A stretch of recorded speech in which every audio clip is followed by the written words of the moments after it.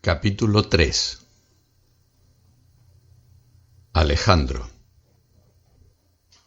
Aquella noche no pudo continuar el doctor su curiosa narración, que a fuerza de extravagante me había inspirado algún interés. Yo deseaba saber cuál sería la hazaña final del travieso héroe de la antigüedad que se propuso quitar el juicio a mi pobre amigo, si es que alguno tenía. Bien se echaba de ver que aquello había de concluir pronto de cualquier modo, pues no era posible que semejante invención, o lo que fuese, se prolongara por más tiempo del que la ley del arte exige, y además, según lo último que refirió mi amigo, se comprendía que el desenlace no podía estar lejos. Pero aquella noche, como he dicho, no le fue posible satisfacer mi deseo. Hubiéralo hecho él, a pesar de su cansancio y de lo impresionado que estaba con el recuerdo de sus desventuras, mas no le insté a que siguiera, quedando de acuerdo para celebrar nueva sesión la noche siguiente como lo hicimos. Reanudando el interrumpido hilo de su discurso, el sabio continuó así. ¿En qué quedamos? Porque de anoche acá me he trascordado y siempre que recuerdo aquello hay un desquiciamiento en mis facultades, de ordinario no muy sanas. Quedamos en un incidente interesantísimo. Usted se había desvanecido, se había dormido, abandonándose a un profundísimo sueño que yo tengo para mí fue obra de algún sortilegio de aquel ente infernal, y al despertar ya casi de día, vio aparecer a París de bata y pantuflas como si se levantara de la cama. Así es, en efecto, dijo, y yo, según indiqué a usted, en mi estupor no pude decirle palabra en mucho tiempo. Le miraba sintiendo en mí algo de ese marco que precede a un letargo profundo. Le miraba pasearse por el cuarto con las manos en los bolsillos de la bata, sacar un cigarro, encender un fósforo raspándolo en la caja y después fumar tan tranquilo. ¿Y no hablaron ustedes? Sí, hablamos.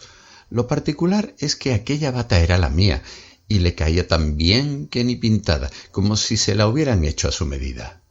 Está visto que ese farsante quería apropiarse todo lo que era de usted, observé, y me arrepentí al poco rato de haber hecho tal observación.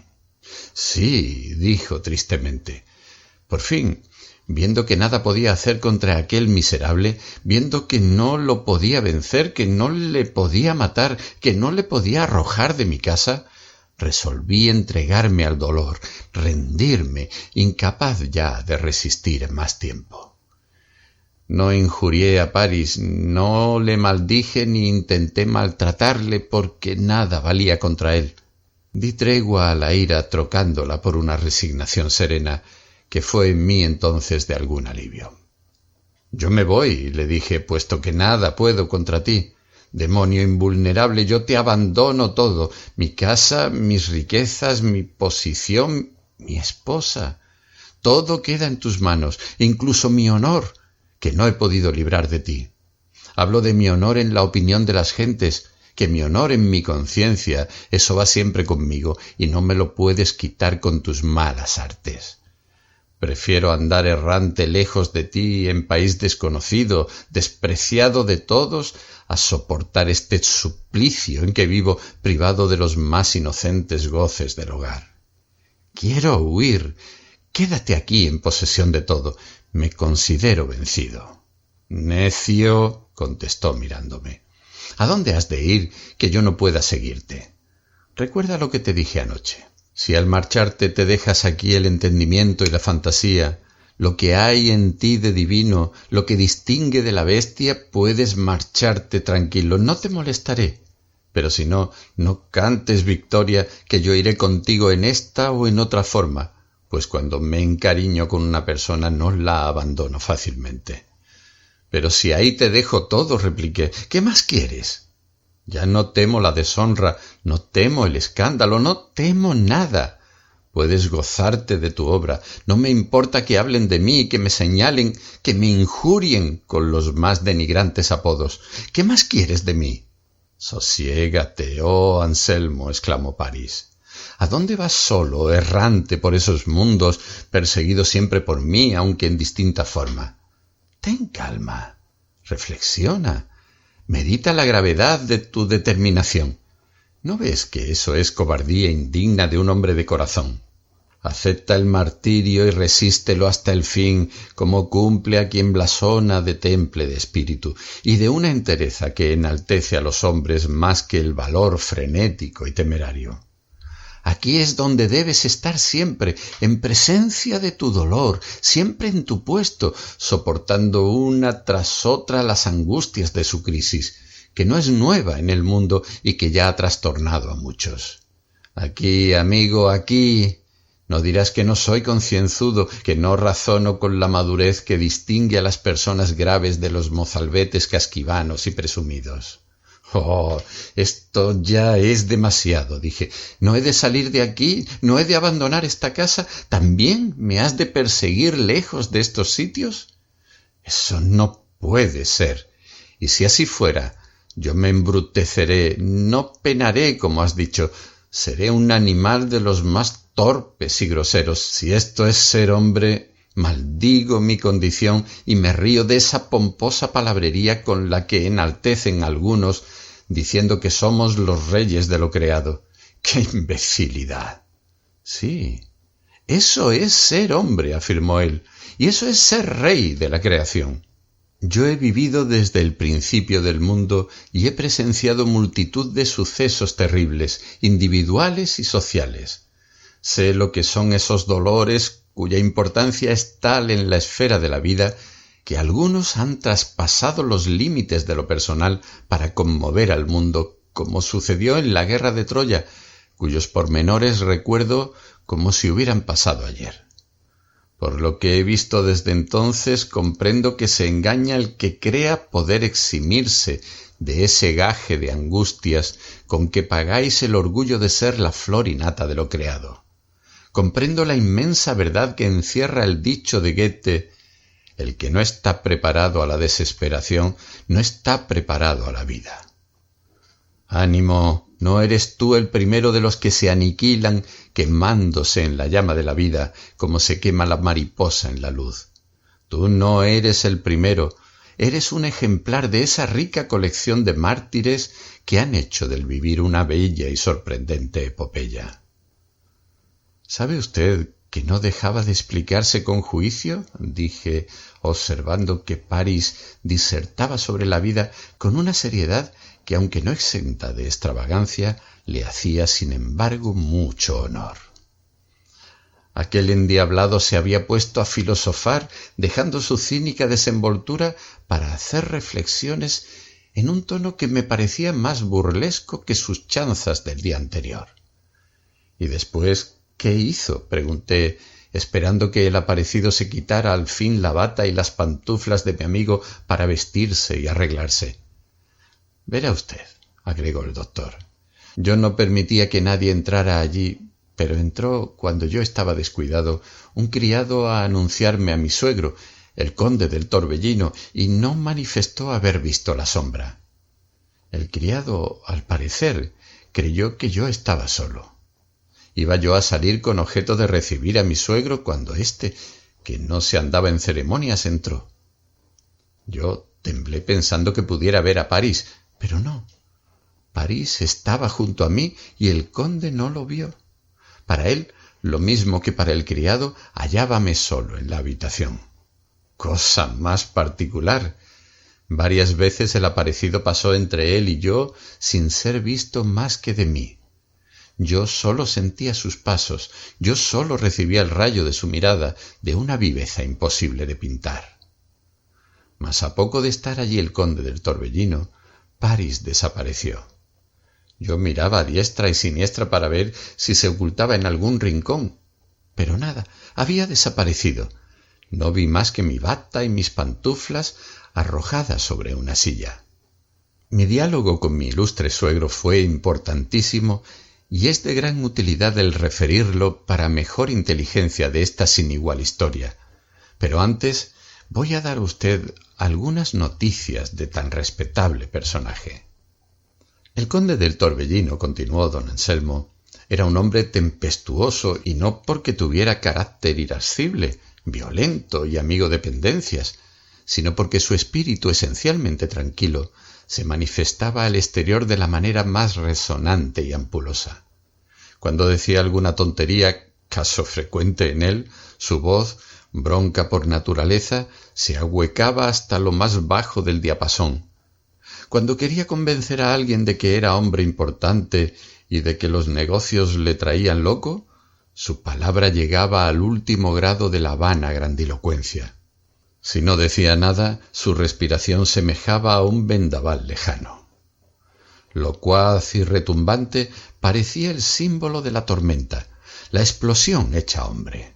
Sus oyentes eran muchos, complacíanse sus tertulios en escuchar el estrépito de su voz descomunal. Pero en tocando a reír, la turba de interlocutores se dispersaba más que deprisa, porque la carcajada del buen señor trastornaba y aturdía. La caja sonora que tan atroces ruidos producía era proporcionada al sonido mismo. Corpulento, pesado, cavernoso, monumental, el señor conde era una pieza estimable que podía honrar a cualquier cantera. A semejante mastodonte no faltaban dignidad ni donaire. Antes, al contrario, su crasitud cuadrilonga le daba cierto aspecto cesáreo y dictatorial. Su rostro era más bien hermoso que feo, adornado lateralmente de espesas patillas blanquinegras. La nariz tenía algo de voluta corintia, la boca, grande, de labios carnosos y retorcidos, se asemejaba a las bocas de esas máscaras griegas que vomitaban lesiones y emblemas. Dos grandes contracciones sostenían en los extremos de esta boca una hilaridad presuntuosa, tan constante en él y tan grabada en su rostro, que podía decirse que en él la sonrisa era una ficción. Sus lentes eran algo más, eran un órgano. La frente, en que algunos pelos aplastados por el sombrero y pegados por el sudor dibujaban una especie de leyenda jeroglífica, era pequeña, deprimida y roja, pero de un rojo intenso y como transparente, cual si los sesos de aquel buen señor fuesen de bermellón o cinabrio.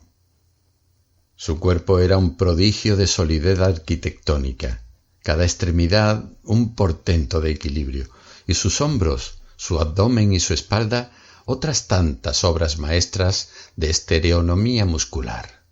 Sus pies 2 ladrillos. A pesar de tanta solidez, este monolito se movía con bastante soltura y cuando hablaba los brazos daban vueltas como 2 aspas de molino, amenazando descabezar al que tenía la desdicha de escucharle.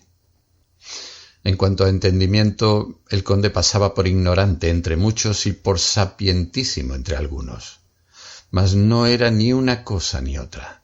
Sin ser ilustrado, sabía lo bastante para hablar de todo, no disparatando siempre. En algunas cuestiones, sin embargo, era fuerte, sobre todo en política y en hacienda. Ocupábase mucho de la alza y baja de los fondos públicos y negociaba con el crédito del Estado, tornando parte con los primeros capitalistas en las más arriesgadas operaciones mercantiles, lo cual fortalecía sus conocimientos en hacienda. La suya le inspiraba serios temores, sobre todo en la época a que me refiero, y el mal humor que le ocasionaban sus desbarajustados asuntos se hubiera trocado en hipocondría si mi casamiento con su hija no echara un buen puntal a su fortuna. Distinguíale también un notable prurito de agradar a las gentes. Su amabilidad, aunque tonante y explosiva, le había captado la voluntad de muchas personas. De esta amabilidad nadie tenía mejores pruebas que yo. Siempre fui objeto de su predilección y nunca más que en la ocasión de que hablo pude conocerlo. El conde me probó el gran interés que yo le inspiraba en aquel diálogo que voy a referir a usted con la puntualidad que mi memoria me permita. «Mi querido yerno», dijo él, «ya siento tener que hablarte de este asunto, pero es necesario. Elena no puede vivir así. No te enfades, nadie mejor que yo conoce tus buenas prendas. Nadie ha tratado de disculparte más que yo. Pero han llegado las cosas a un extremo. Tu carácter... Yo no entiendo ni una palabra de lo que usted me quiere decir, le contesté, presumiendo que algo grave encerraban aquellas indicaciones. Todos en la casa dicen que estás loco, añadió el conde. Esta opinión, el único que la ha combatido he sido yo, que desde antes de que entraras en mi familia conocía tu carácter. Yo sé que no es locura. Estos arrebatos que hoy te dan son antiguos en ti, si bien los agrava actualmente una monomanía, uno de esos estados pasajeros del alma que nos ponen a veces en tal disposición que no parecemos tener pizca de sentido. Pero usted me explicará eso mejor si quiere que le entienda, dije yo, que ya tenía demasiadas confusiones en la cabeza para comprender de una vez la nueva serie de enredos que mi suegro me traía. Elena se queja con razón, contestó. La infeliz ha enflaquecido de tal modo estos días que parece un cadáver. Todos procuramos consolarla. Cuidado que eres extravagante, la atormentas del modo más cruel, la asustas con tus atrocidades sin cuento, pero ¿en quién has visto cosa semejante? Según ella refiere, algunas noches entras despavorido en su cuarto diciendo que has oído allí la voz de un hombre. Otras veces la maltratas, la injurias, asegurando que has visto a alguien saltar por su ventana al jardín. Cuando más descuidada y tranquila se halla, entras furioso, profiriendo gritos y amenazas y preguntando dónde está él. Tu aspecto infunde miedo, tus palabras son las de un loco, tu ademán es descompuesto. Di si hay mujer que tenga la fortaleza y el temple suficientes para ver con calma estas cosas, y considera también si no hay en tu conducta bastantes motivos para atraerte, no digo ya la antípoda, sino el horror de tu esposa. Sí, repliqué yo, lo confieso, pero usted no sabe que para obrar así tengo mis razones. ¿Razones? No seas tonto. ¿Qué razones puedes tú tener para obrar de esa manera? Si tuvieras la calma, la filosofía que se necesita para poder vivir en estos tiempos que alcanzamos, no te sucedería eso. Es que tú te apuras por nada, eres muy puntilloso, tomas muy a pechos todas las cosas y, en resumen, no sabes vivir. Suplico a usted, mi querido suegro, que me explique eso, pues quizás me dé alguna luz en la situación en que me hallo. Quiero decir que te cuidas demasiado de la opinión de las gentes, cosa que se debe despreciarlas más de las veces, sobre todo cuando, como en la ocasión presente, no se funda en nada positivo, sino en esas presunciones vulgares, hijas de una gran decadencia moral. ¿Pero qué dice la opinión de las gentes?, pregunté yo. ¿Alguien se ha atrevido a hablar de mi casa, de mi familia? Te diré, contestó él enfáticamente.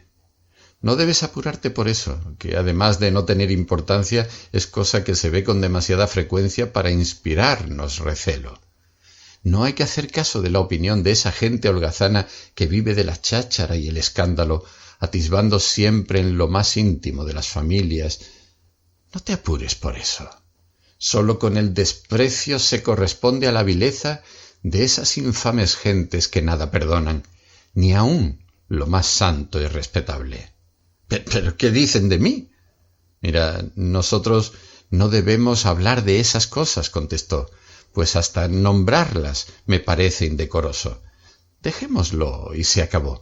Trata de serenarte. No, yo quiero saberlo y pronto, contesté muy agitado. Vaya, exclamó el conde de Torbellino poniéndose los lentes que en el calor de su elocuencia se le habían caído. ¿Quieres que te cuente lo que tú sabes mejor que yo, lo que ha sido causa de las extravagancias que has hecho estos días? No, yo no sé nada. Quiero saber todo eso que usted me ha indicado para confundirme más. Pues con indignación te informaré, querido Anselmo, de que ha habido personas tan insolentes que han puesto en duda. Ha habido quien ha osado difamar a la misma virtud, a mi hija Elena. Te aseguro que si conociera yo al infame que... ¿Pero quién? ¿En dónde? ¿Qué persona ha dicho eso? Vociferé yo, aterrado ante la horrible confirmación de lo que en mi cabeza pasaba. ¿Quién lo va a averiguar? Y lo único en que se fundan es en que frecuenta tu casa ese joven, ese que viene aquí desde hace algunos días, ese Alejandro no sé cuántos. No sé de quién habla usted, dije estupefacto. Sí, ese. Precisamente ayer le vi entrar aquí. Varias veces le he visto entrar, añadió dándome a continuación las señas de aquel ente infernal, hombre, demonio o aparición que tanto me había atormentado con el nombre de Paris. La cosa es que el chico tiene fama de ser uno de los más grandes perturbadores del hogar doméstico que han existido desde que se le ha visto entrar aquí. ¿Y quién ha traído aquí a ese sujeto? Yo no sé, tú lo sabrás.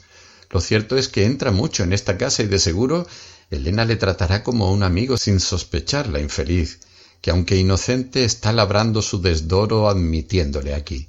Pero al mismo tiempo no admitirle sería justificar la perfidia de los maledicentes y en cierto modo ajustarse a su sistema. Lo mejor es despreciar todo eso, querido Anselmo. Ya ves cómo sé cuál es la causa de tus locuras y yo no puedo menos de reírme al considerar cuánto has atormentado a la pobre Elena por una causa tan frívola.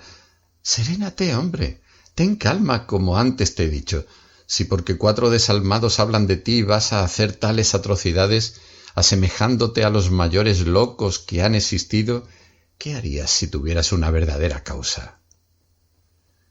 Así habló el conde del Torbellino y sus palabras, lejos de darme luz en aquel asunto, me embrollaron más y más la cabeza.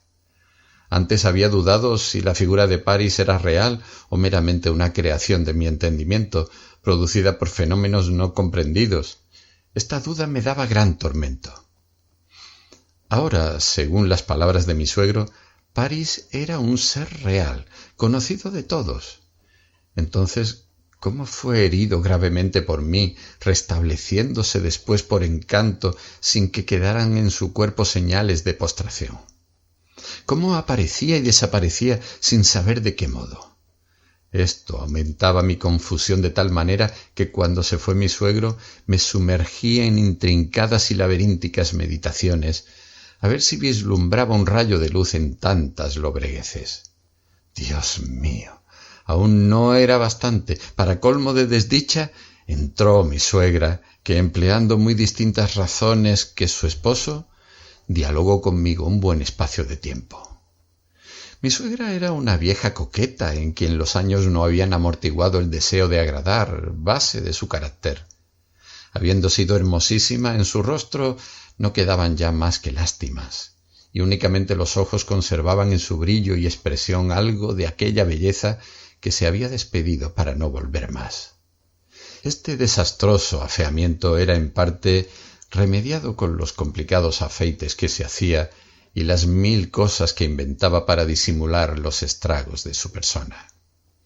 En cuanto a costumbres, las suyas no se distinguían sino por un continuo callejear que no le dio muy buena opinión, aunque nunca se dijo claramente que no fuese honrada.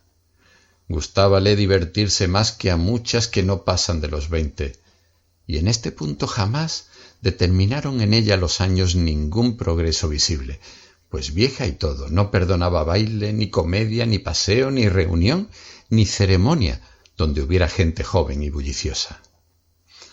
Parecía que se le reverdecían con esto los años, refrescándosele el cuerpo con el continuo zarandeo. Esta dama ilustre, que profesaba en materias de opinión teorías muy peregrinas, fue la que me habló del modo siguiente. «Eres, Anselmo, un salvaje, una fiera, un tigre. Pensar que mi hija pueda vivir mucho tiempo en compañía de una persona como tú es locura. Verdaderamente sería risible si no fuera tan triste lo que está pasando. Vamos, que aquellos sustos que le das, presentándote de noche en su habitación como un loco y al parecer ofuscado el entendimiento por alguna mala idea, en verdad no sé cómo vive la infeliz. Está enferma y temo que sea de cuidado su mal, porque francamente, ¿qué persona impresionable y delicada resiste a las pruebas a que la sujetas? Es preciso que te decidas a adoptar otro conducto. Mi hija no puede vivir así. A ver, ¿qué es lo que te obliga a proceder? Quiero saberlo, y pensar que Elena es un modelo de amabilidad, de discreción, de prudencia. Verdaderamente, Anselmo, ya veo que no puede haber mayor tormento para una joven que vivir contigo. En tu compañía ninguna puede encontrar esa agradable confianza que es fundamento del amor. No eres amable, ni mucho menos. Por el contrario, a pesar de tus buenas prendas, te haces repulsivo por los arrebatos de tu carácter, por esa misantropía que te consume. En ti no hallará mi hija ninguna clase de ternura, ni aun esas pequeñas fórmulas de cariño que, insignificantes en apariencia, son de una importancia inmensa para nosotros. Créelo. Además, parece que te has propuesto hacerte aborrecer de ella. Pasas los días abstraído, solo, encerrado en ese maldito cuarto donde a veces se te siente hablar como si estuvieras en conversación con las ánimas del purgatorio. —¿Se me siente? —dije yo, oyendo con terror aquella descripción de mi vida. —Sí, eso dicen los criados —continuó riendo—. Te han oído hablando solo. ¿Es esto tener razón? ¿Es esto ser hombre? Después sales y vas dando feroces gritos al cuarto de Elena, que trémula y sobrecogida te ve registrar la habitación como si persiguieras alguna sombra. La pobrecilla ha llegado a tenerte tanto miedo que tiembla solo de oír tu voz. Yo no sé en qué va a parar esto.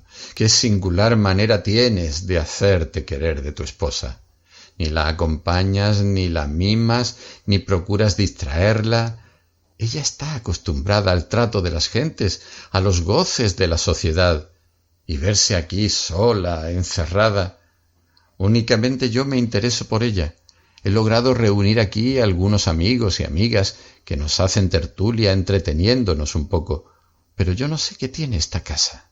Es triste como su dueño. Todos huyen de ella. En los últimos días casi nadie ha venido y nos hubiéramos visto muy aburridas a no habernos acompañado Alejandro X. Señor, a ver, ¿quién es ese caballero? Tengo curiosidad, dije vivamente. Vaya, también has perdido la memoria, contestó mi suegra con jovialidad. ¿Cómo está esa cabeza? ¿Con que tampoco conoces a Alejandro? Precisamente salía de aquí cuando yo entraba. Si viene todos los días... Señora, yo no sé de quién habla usted. Pero este hombre está loco. Ya desconoce a sus principales amigos, a Alejandro X, que tanto frecuenta tu casa, la persona más amable que he tratado en mi vida, amigo tuyo, como lo es de todo el mundo, porque ese hombre, yo no sé, es de los que conocen a todo bicho viviente. Claro, es tan amable, tan listo, de una travesura jovial, discreta y elegante. ¿Y dice usted que yo lo conozco? Pero estás loco. ¿No le has de conocer? Si habéis salido juntos de paseo 1000 veces, si habéis comido y almorzado juntos, qué sé yo. Alejandro, hombre de Dios, añadió alzando la voz como si hablara con un sordo, indudablemente has perdido el juicio. —¿Y dice usted que las acompaña? —pregunté en el colmo del estupor. Si no fuera por él, mi hija y yo nos aburriríamos. Él nos acompaña y es tan amable. Nos divierte mucho contándonos historias íntimas. No sabes cuánto nos cautiva su conversación, sobre todo a Elena, que gusta de oír narrar aventuras. Ese hombre ha viajado mucho y, aunque joven, conoce el mundo como si hubiera vivido siglos. —¿Y dice usted que yo lo conozco? —pregunté con ansiedad. —Válgame Dios, qué hombre. Es lo mismo que si preguntaras si me conoces a mí. Tú no estás bueno. Anselmo, por Dios, esa cabeza. Estas y otras razones cambiamos mi suegra y yo en aquel diálogo memorable. Ella se fue porque le avisaron que Elena estaba con un síncope y al poco rato, cuando aún no había yo tenido tiempo de aclarar un poco las ideas que lo indicado por mi suegra me sugería, entró un amigo mío muy querido, el cual me habló también cosas que no debo pasar en silencio para mejor inteligencia de este raro suceso. —Venía a saber de tu mujer —dijo—. Oí decir que estaba mala. —Sí —contesté—, no está buena. Desde hace días tiene no sé qué. ¿Por quién lo supiste? No recuerdo dónde lo oí decir. Yo sé que hablan de mí por ahí, indiqué, porque había conocido que mi amigo quería contarme algo y que esperaba que rodase la conversación sobre aquel punto. ¿Que hablan de ti? No sé, dijo vacilando. Bien, no te lo negaré. Al contrario, obligado por nuestra amistad, te hablo de este asunto, y si te digo que no he venido a otra cosa, no miento, de seguro. Vamos a ver. Por supuesto que debes despreciar ciertas cosas. Mejor dicho, no despreciarlas del todo. Conviene hacerse cargo de ellas, meditarlas y resolver después maduramente lo que se debe hacer. Esto no es nuevo. Todo el que vive aquí en cierta posición como tú está expuesto a las hablillas. Hay que resignarse y no enfurecerse, porque si alguna cosa hay que deba tomarse con calma, es esa. Con calma, repuse yo, perdiéndola completamente. Con calma he de mirar mi deshonra. Yo buscaré al infame autor de esta calumnia. Luego, ¿ya estás tú enterado? Sí, dije. No sé, lo he presumido, lo he adivinado. Pues sí, amigo, repuso él. No te precipites. Las reputaciones más sólidas no se libran de esos ataques. Te juro, dije, que yo he de matar a quien ha infamado mi casa, y ya sea uno, ya sean muchos, esa vileza no ha de quedar sin castigo. Mal hecho. Eso no se hace así. Conviene tratar con la fama en buena amistad para que no nos maltrate. Conviene capitular con los murmuradores y hacer ciertas concesiones para que no acaben de deshonrarnos.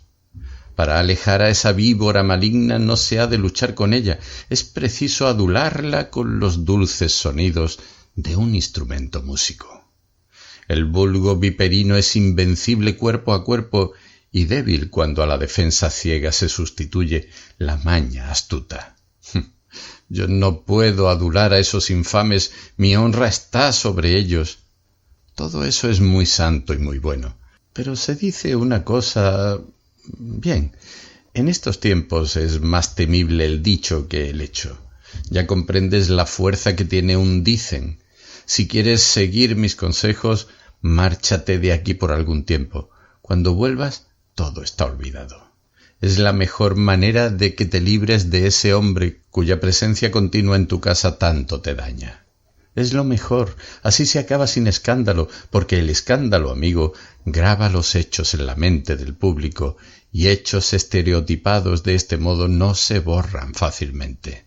Pero, ¿qué hombre es ese?, pregunté. ¿Qué hombre?, dijo con estupor, admirado de que yo no lo conociera. Alejandro X. Estoy seguro de que sus visitas aquí han sido inocentes, pero lo ven entrar y como tiene tan mala fama... ¿De veras?, dije para obligarle a explicarse mejor. Sí, contestó, es de estos que hacen gala de sus costumbres licenciosas, buena figura, gracia, cierta depravación. No tiene más oficio que hacer el amor, ni más aspiración que ser objeto de las necias alabanzas de la multitud, siempre gozosa por cada honra que se pierde y cada nombre que se mancha. ¿Y dices que debo salir de aquí? Sí, es urgente. Déjate de medios violentos. Matar, desafiar. Todo eso aumenta el escándalo y las habladurías. No, yo quiero matar a ese hombre, grité con furia, olvidando en aquel momento que París era inmortal. ¿Matar? ¿Y a quién? ¿A éste? ¿Y estás seguro de que al matarle castigas a un delincuente? Tú ya das por supuesto que ha habido delito, y no es esa la cuestión. Se trata solo de ciertas voces que debemos suponer no tienen fundamento alguno. Ahora, di si esas voces se acallan matando gente. Pues yo no puedo salir de aquí, dije, recordando la amenaza de París de seguirme a todas partes. Él irá tras nosotros.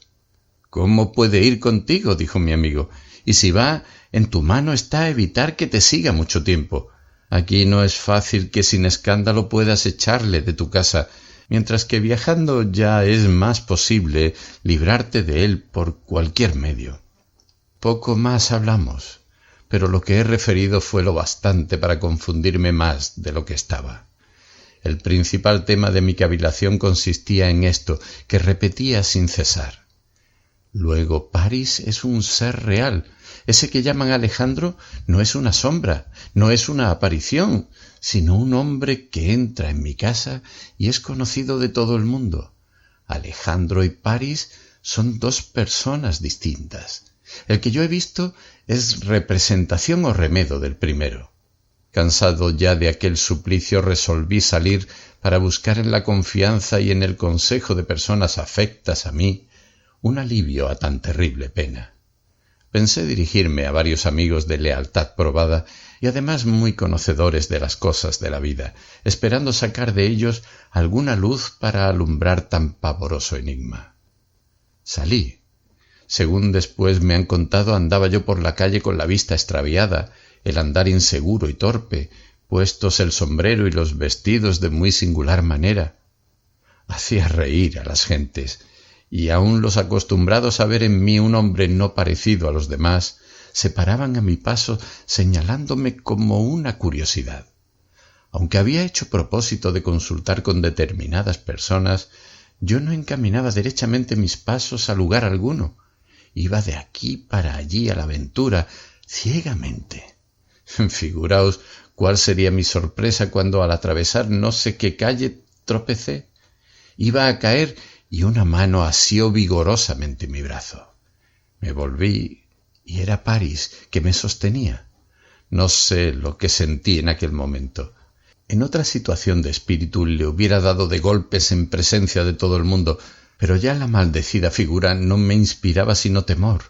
En su presencia mi alma se sobrecogía, mi palabra enmudecía, flaqueaban mis fuerzas. Desde que se ponía a mi lado, mi espíritu se subordinaba al dominio de aquel ser infernal, doblegándose tristemente como si sintiera su inferioridad. Desde aquel momento yo no me pertenecía. Estaba en sus manos, en su poder. Él me tomó el brazo y anduvimos largo trecho por las calles más concurridas sin hablar una palabra. Mirábamos la gente. Muchos conocidos míos encontramos al paso y yo observaba que al pasar cuchicheaban señalándonos. Sin saber cómo y sin que mi voluntad obrara para nada en ello, el diabólico Paris me arrebató hacia el prado que, por ser el día de los más hermosos de otoño, estaba concurridísimo. Los grupos se apartaban para dejarnos pasar y muchos se sonreían con disimulo, fijando la vista en los dos. En aquel instante Paris era visible para todos. Ya no era aquella sombra sólo percibida por mí que en mi habitación surgía de la tela de un cuadro. Era un ser real y todos lo veían, lo saludaban, nos saludaban, observando con malignidad, mas no con sorpresa, que anduviéramos juntos. Así atravesamos el prado. Seguimos hacia Recoleto sin que yo pudiera detenerme. Arrastrábame de tal modo que a veces parecía que una fuerza extraña movía mis pies. La gente era en mayor número cada vez y la malignidad la misma en todos los semblantes conocidos. Parábanse algunas personas y nos miraban un buen rato. Otras parecióme que se reían y en tanto nosotros siempre andando. Yo estaba rojo de vergüenza, el rostro me quemaba como si tuviera en él carbones encendidos y en el fondo de mi corazón latía un odio terrible, una pena profunda, una sombría angustia que no podía estallar porque aquel demonio me lo tenía oprimido.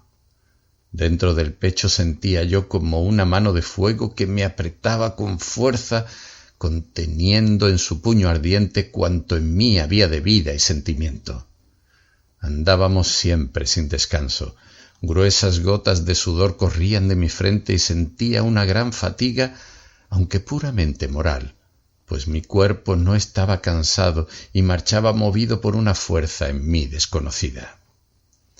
Atravesamos toda la Castellana, donde había más gente aún, mayor número de conocidos y más insistencia en mirarnos, sonriendo con malicia que rayaba en insolencia. Caminábamos siempre, recorriendo el paseo de un extremo a otro varias veces, hasta que la tarde iba cayendo, la gente se retiraba y mi alma se cubrió de luto.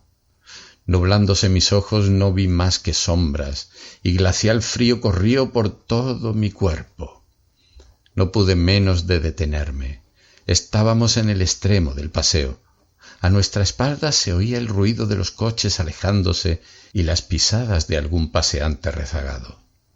Entonces parece como que recobré el uso de la palabra y sentí dentro de mí una especie de libertad, algo como descanso, como si la acción infernal de aquel ser abominable dejara de obrar sobre mí. No sé por qué atrajo mis miradas la extraordinaria brillantez de la luz crepuscular que por occidente teñía el cielo de vivísima púrpura. Miré aquello con cierto deleite no experimentado por mí desde algún tiempo, y cuando volví los ojos hacia mi lado, París ya no estaba allí. Se había desvanecido como el humo. Por una ilusión fácil de explicar, volviendo a mirar hacia el ocaso, me pareció ver dibujada, con ráfagas de luz rojiza y cárdenas nubes, su faz aborrecida. Hallábame solo, enteramente solo. Había recobrado el dominio de mí mismo, pero entonces el cansancio moral que antes experimenté se extendió a mi cuerpo y caí sobre un banco aturdido y exánime. Pues si he de hablar a usted francamente, amigo don Anselmo, dije, esa aventura, lejos de aclararse a medida que se acerca el desenlace, se embrolla y oscurece más. Al principio, cuando la figura de París se apareció a usted en su cuarto, el caso podía pasar por una creación de la fantasía de usted, un extravío de su entendimiento. Aunque rarísimos, suele haber casos en que una imaginación enferma produce esos fenómenos que no tienen realidad externa, sino únicamente dentro del individuo que los produce. La figura desaparecida del lienzo, la voz que usted creyó escuchar en el cuarto de Elena, la sombra que vio ocultarse en el pozo, todo eso puede explicarse por una obsesión que, aunque rara, no es imposible. Pero después resulta que hay un ente real, un tal Alejandro, persona visible para todos y que frecuenta la casa de usted. Persona exactamente igual a la sombra entrometida y que parece destinada a turbar la paz de los matrimonios, no con medios fantásticos, sino reales, según se desprende del diálogo de usted con su suegra y con su amigo. ¿En qué quedamos? ¿Qué relación existe entre París y Alejandro? Por una coincidencia que no creo casual, estos dos nombres son los que lleva el robador de Helena en la fábula heroica. Ahora bien, usted dice que no conocía a ese Alejandro. Si usted lo hubiera conocido, si antes de todas las apariciones usted hubiera tenido celos de él, se comprende que su imaginación, dominada por tal idea, llegara a ese periodo patológico que origina tan grandes extravíos.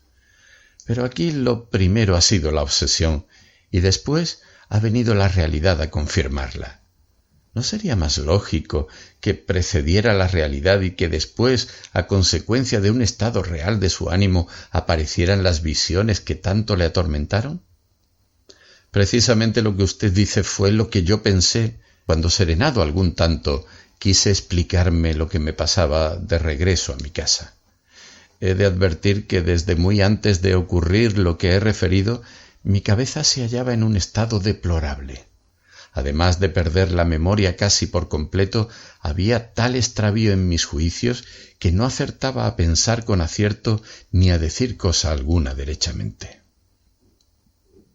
Todo esto lo he observado después y he venido a descubrirlo cuando, sondando cuidadosamente lo pasado, he podido descubrir algo de lo que existía en mi cabeza en aquel periodo. Transcurrido algún tiempo, pude, a fuerza de recapacitar, a fuerza de atar cabos, restablecer los hechos, aunque no con la claridad que requerían. Por último, pude recordar que efectivamente yo había conocido a aquel Alejandro de que hablaban mis suegros, mi amigo y por fin Madrid entero. Pues entonces todo está explicado, dije yo. Preocupóse usted con aquel hombre, tuvo celos, pensó en eso noche y día, y ese pensamiento fue dominándole hasta el punto de ocupar todo su espíritu. La continua fijeza del pensamiento en una idea dio gran vuelo a su fantasía, debilitáronse sus fuerzas corporales con el predominio absoluto del espíritu, y de aquí ese estado morboso que le mortificó tanto. Eso, aunque raro, pasa todos los días. Los místicos que han hablado de sus visiones con tanta fe, creyendo que han conversado con Jesús y la Virgen, son prueba de ese estado patológico que da preponderancia inmensa a la imaginación sobre todas las facultades. Ahora bien, don Anselmo, piénselo usted bien y procure hacer memoria. Antes de la aparición de París, ¿no ocurrió algún hecho que pudiera ser la primera causa determinante de esa serie de fenómenos que tanto le trastornaron a usted? La verdad es que aquel trastorno fue consecuencia de una perturbación anterior. Es preciso que usted diga lo que pasó antes de que viera desaparecer del lienzo la figura pintada. Antes de contar a usted el fin de la aventura, respondió el doctor Anselmo, referiré lo que me dijo un cierto amigo antiguo de mi familia, un vicio de quien yo, pasada mi niñez, me había olvidado un poco. Según él, mi padre había sufrido iguales tormentos, siendo de notar entre ellos uno que estuvo a punto de perder la vida porque las obsesiones le quitaron hasta el hábito y las ganas de comer, sumergiéndolo en hondas melancolías. Díjome que mi padre fue perseguido también por una sombra, si bien aquella no era un perturbador del matrimonio, sino un acreedor fantástico que venía a pedirle gruesas sumas, hablándole de un litigio que no terminaba nunca. Mi padre tenía desde antes de eso un horror extraordinario a los pleitos. Era su manía, su tema, su locura. Veo que es mal de familia, añadí. Cuando se tiene propensión natural a la vida de fantasía, no seguir la carrera de santo es errar la vocación. Para el arte no es fecundo ni útil esa facultad desenfrenada, esa furia rebelde que no se sujeta a las leyes de la razón, ni se templa con la influencia del buen sentido. Sólo sirve para producir los deliquios y alucinaciones del misticismo. Hace del hombre un ser fuera de sí, que no está nunca en sí mismo, sino en otro mundo que él puebla a su antojo de seres, dándoles vida incongruente e ilógica como la suya, poniéndolos en acción, atribuyéndoles hechos raros, disparatados, absurdos como los suyos. Pues otro amigo mío, continuó el doctor, un sabio ilustre a quien yo conocía también desde muy atrás, me dijo que esto no era más que una enfermedad y me habló de dislocación encefálica, de cierta disposición que tomaban los ejes de las celulillas del cerebro, polarizadas de un modo especial. Me dijo también que los arseniatos obraban con eficacia en tal estado patológico que los nervios ópticos sufrían una alteración sensible y que producen las imágenes por un procedimiento a la inversa del ordinario, partiendo la primera sensación del cerebro y verificándose después la impresión externa. Yo no entiendo de medicina, dije, pero que se trata aquí de un estado morboso no puede dudarse. Yo he leído en el prólogo de un libro de neuropatía que cayó al azar en mis manos consideraciones muy razonables sobre los efectos de las ideas fijas en nuestro organismo. Aquel autor disertaba sobre las aprensiones de los enfermos de un modo raro, pero a mi ver no destituido de fundamento. Decía que la atención fija constantemente en una parte del cuerpo produce en ella la alteración del tejido y de este modo explicaba las célebres llagas de San Francisco, las cuales no eran otra cosa, según él, que una lesión producida por la convergencia de todas las facultades, de todas las fuerzas del espíritu hacia el punto en que aparecieron. Si estos efectos tan palpables producen las ideas fijas en la economía animal, si tienen poder bastante para alterar los tejidos, para trastornar lo que les es menos afín, la materia, ¿qué no harán en la vida espiritual, donde todas las facultades están en perpetuo y estrechísimo enlace? Yo me explico la obsesión de usted y sus diálogos con ese ser incomprensible. Me explico el duelo, que fue el último grado de la alucinación. Todo lo comprendo menos la falta de antecedentes reales, de hechos que favorecieran esa predisposición de usted determinando la serie de fenómenos psicológicos que ha referido. Hechos, sí, yo creo que los hubo, contestó. Lo último de que conservaba memoria es haber oído hablar a mi mujer de aquel joven. Yo pienso que también lo vi y le hablé, pero no recuerdo más. Después lo que mi memoria conserva de un modo indeleble es la noche en que oí la voz en su cuarto, la desaparición de la figura del cuadro, en fin, todo lo que he referido. ¿Y no reparó usted si volvió París a su sitio? Seguiré contando. Cuando volví a mi casa conocí, desde que entré, que algo pasaba en ella. Iban y venían los criados con agitación. Oí la voz de mi suegra penetrante y aguda y alternando con ella la del conde del Torbellino bronca y serena. Al punto me enteraron de que mi esposa estaba gravemente enferma, y así lo demostró la presencia de 2 afamados médicos y la consternación de cuantos la rodeaban. Su malestar se había agravado repentinamente, determinándose una congestión cerebral, cuyas consecuencias, al decir de los médicos, no serían nada lisonjeras. Yacía en su lecho con muestras de una profunda alteración, inquieta y delirante a veces, exánime y como muerta a otras. Su madre no cesaba de hablar, lamentando aquella desventura en el tono más destemplado y chillón. ¿Cuál otra puede ser la causa de este funesto ataque sino las extravagancias de Anselmo, que la lleva al sepulcro con las mortificaciones incesantes a que le tiene sujeta? Es imposible que una naturaleza delicada resista a esa lenta inquisición. Y después lloraba con sinceras lágrimas porque, a pesar de ser una vieja desenvuelta y coqueta, no carecía de sentimientos maternales. Elena se ponía cada vez peor. Los auxilios de la ciencia parecían ineficaces, y por fin, después de verla padecer horriblemente por mucho espacio de tiempo, todos comprendimos que se moría sin remedio, a no ser que un milagro la salvara.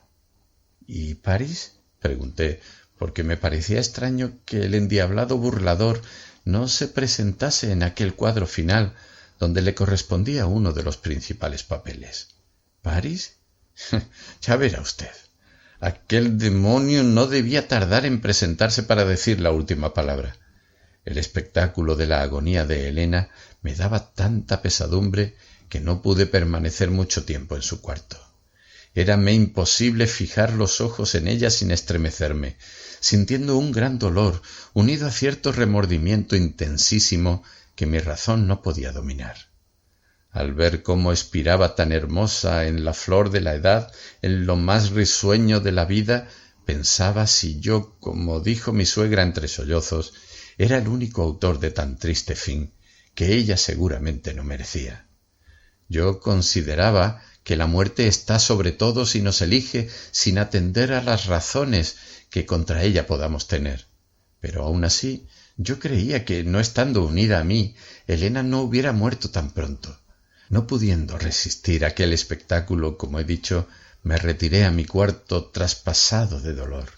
Allí estaba París, sentado, fumando y golpeándose con el bastón en la suela de la bota, con ademán distraído y algo descortés, impropio de la situación en que se hallaba mi casa.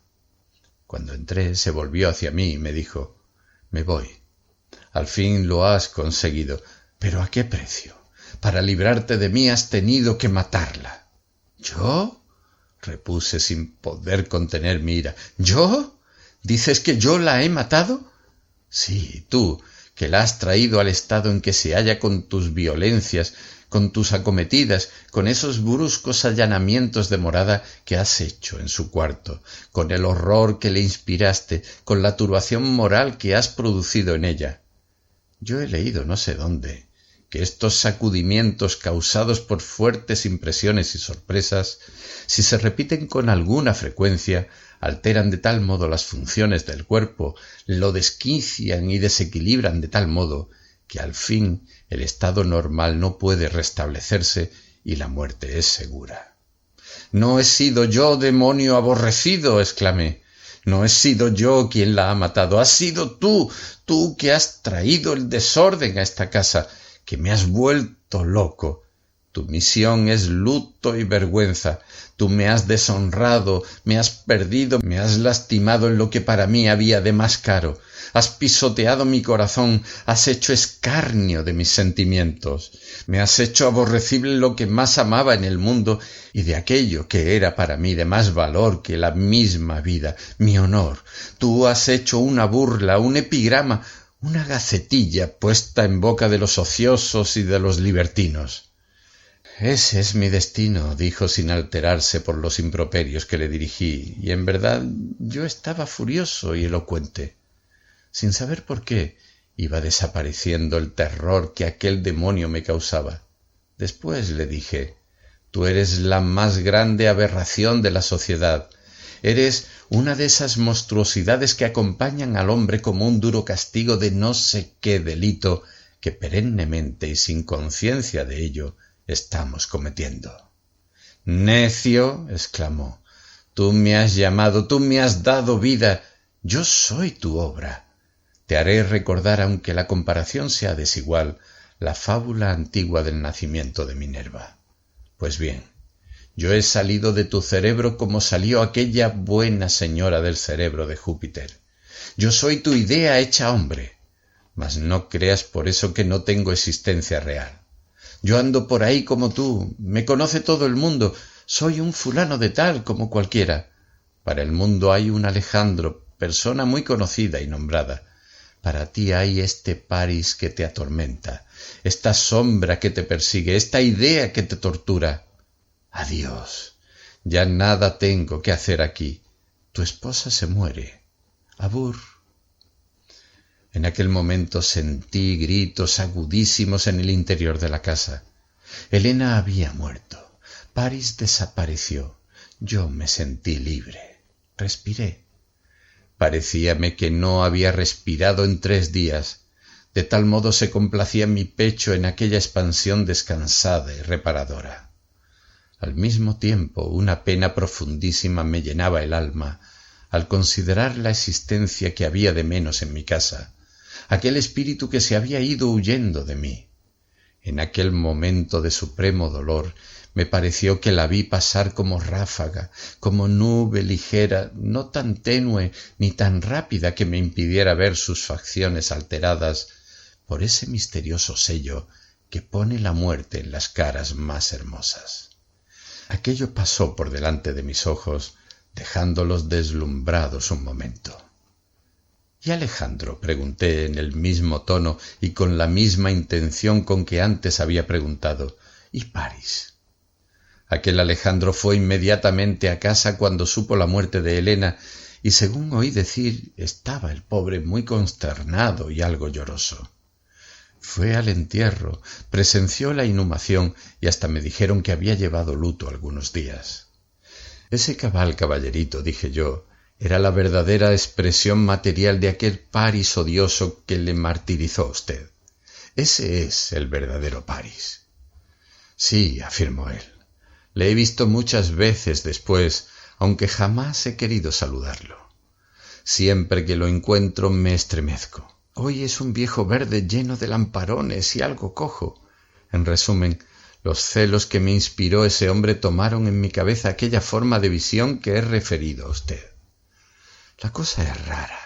Bien dije a usted que mi fantasía era una potencia frenética y salvaje, una enfermedad más bien que una facultad. El orden lógico del cuento, dije, es el siguiente. Usted conoció que ese joven galanteaba a su esposa. Usted pensó mucho en aquello, se reconcentró, se aisló, la idea fija le fue dominando y por último se volvió loco porque otro hombre no merece tan horrendo delirio. Así es, contestó el doctor. Solo que yo, para dar a mi aventura más verdad, la cuento como me pasó, es decir, al revés. En mi cabeza se verificó una desorganización completa. Así es que cuando ocurrió la primera de mis alucinaciones, yo no recordaba los antecedentes de aquella dolorosa enfermedad moral. ¿Y Elena? Le dije con intención de hacer una pregunta atrevida, pero me contuve por temor de herir la delicadeza del doctor. Ya sé lo que usted me quiere preguntar, contestó. Usted quiere saber lo que creo acerca de su conducta, si fue infiel o no. Sobre este punto arrojo un velo. No me lo haga usted levantar. Nada sé ni he querido averiguarlo. Prefiero la duda. Después de decir esto, el doctor calló, sumergiéndose en sus ordinarias cavilaciones. Yo no quise hacerle más preguntas y después de saludarle me retiré porque, a pesar del interés que él querría imprimir a su narración, yo tenía un sueño que no podía vencer sin dificultad. Al bajar la escalera me acordé de que no le había preguntado una cosa importante y que merecía ser aclarada, esto es, si la figura de Paris había vuelto a presentarse en el lienzo como parecía natural. Pensé subir a que me sacara de dudas, satisfaciendo mi curiosidad, pero no había andado 2 escalones cuando se me ocurrió que él casi no merecía la pena, porque a mí no me importa mucho saberlo, ni al lector tampoco.